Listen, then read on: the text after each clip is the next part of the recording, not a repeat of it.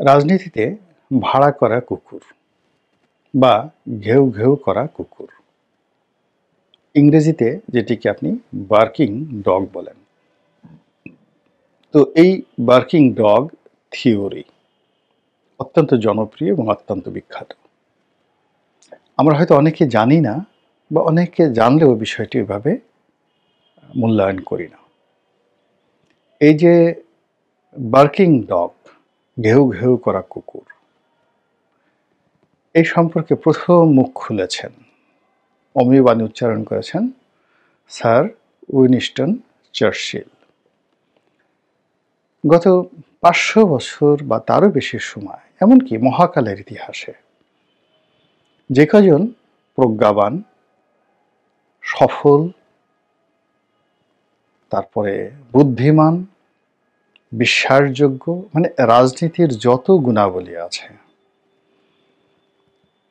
এইগুলো আপনি যদি 100-তে 100 দিতে যান, যে কয়জন লোককে পাবেন মহাকালের ইতিহাসে, তাদের মধ্যে স্যার উইনস্টন চার্চিল অন্যতম।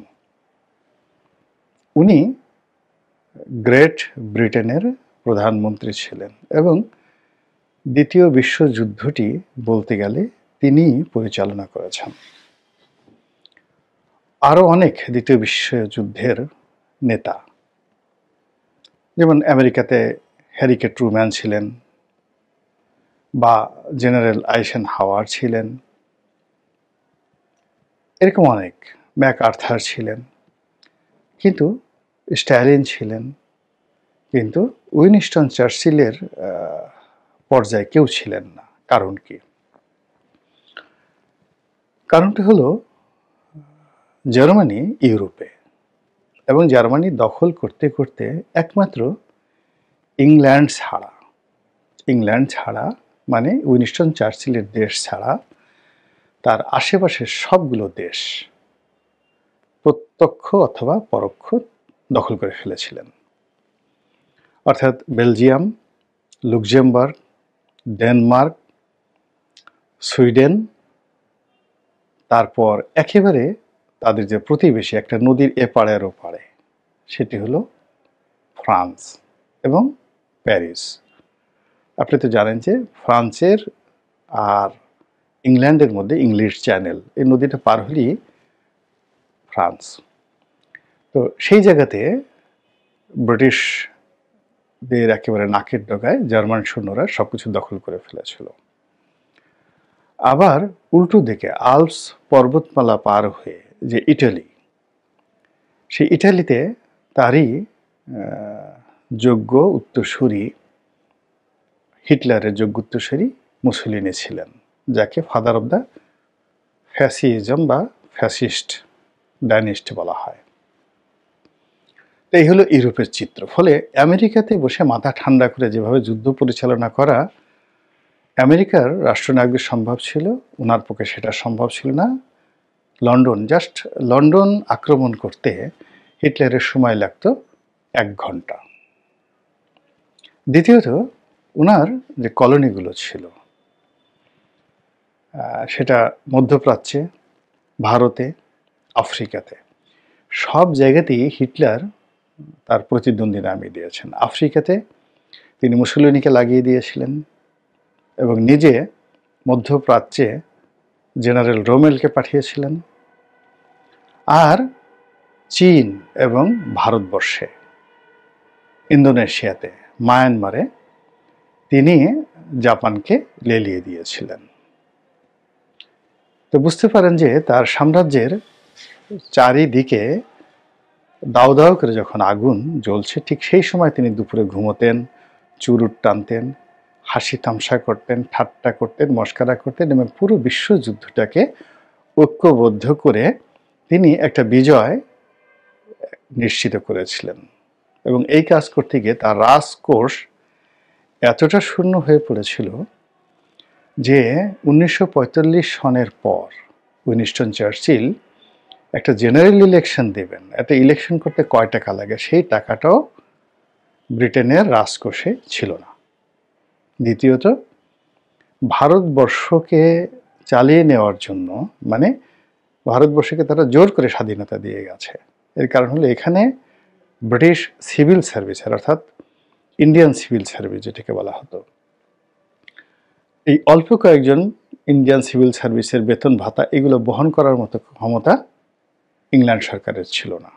যাক, এটা ভিন্ন কথা। তো সেই উইনস্টন চার্চিল তিনি এই বার্কিং ডগ থিওরি দিয়ে গেছেন, অর্থাৎ তার ওই বিপদের সময়ও ইংল্যান্ডে তার যারা রাজনৈতিক প্রতিপক্ষ, কেউ তার ব্যক্তিগত জীবন নিয়ে, কেউ তার কন্যার জীবন নিয়ে, কেউ তার স্ত্রীর জীবন নিয়ে, কেউ তার ভুঁড়ি নিয়ে, কেউ তার সিগারেট খাওয়া নিয়ে এমন নিকৃষ্ট ভাষায়, অকথ্য অশ্লীল ভাষায় গালাগাল দিত, এবং তিনি এই লোকদেরকে ধরতে পারতেন না। এর কারণ হলে এরা ঠিক মূলধারার কোনো রাজনীতিবিদ ছিলেন না। যেমন ধরুন, আপনি এই জামাতের আমিরকে যদি কামড়ানোর জন্য 3টি পাগলা কুকুর ভাড়া করেন, রুহুল কবির রিজভী সাহেবকে অপমান করার জন্য যদি 4টি পাগল বদ্ধ উন্মাদ আপনি তাদেরকে নিয়োগ করেন, তো সেক্ষেত্রে কেমন একটা দৃশ্য হবে? ঠিক এইরকমই যখন আপনি মন্দ লোকদেরকে নিয়োগ করবেন ভালো লোকদের অপমান করার জন্য, তো সেই লোকগুলো যে কর্মকাণ্ডগুলো করে এটিকে রাজনীতির ভাষায় বলা হয় বার্কিং ডগ ইন পলিটিক্স বা ডগ সিনড্রোম ইন পলিটিক্স। এটা বহু পুরনো এবং বাংলাদেশে এটাও দীর্ঘদিন ধরে চলছে। হোসেন সৈয়দ সোহরাওয়ার্দীর সেই 1954-এর জমানা থেকে আজ অবধি, এবং এটা বাড়তে বাড়তে এখন এমন পর্যায়ে চলে আসছে যে এই বার্কিং ডগ থিওরি বা এই সিনড্রোমটি ব্যবহার করার জন্য ক্ষমতাধররা এই কুকুর জাতীয় মানুষকে ভাড়া করে দেশে এবং দেশের বাইরে। তারা টাকা দিয়ে, এরা কিন্তু প্রশংসা করে না, টাকা দিয়ে কখনো কখনো নিজেদেরকে গালাগাল করায়, আবার কখনো কখনো প্রতিপক্ষকে গালাগাল করায়, এবং এরা এতটা অনুল্লেখ্য, এদেরকে যদি আপনি একটা চড় দেন, থাপ্পড় দেন, লোকজন আপনাকে বলবে যে ভাই কুকুরের কাজ কুকুরে করেছে, কামড় দিয়েছে পায়, তাই বলে কি কুকুরকে কামড়ানো মানুষের শোভা পায়? তো এরকম লোকদেরকে নিয়োগ দেয়া হয় বার্কিং ডগ।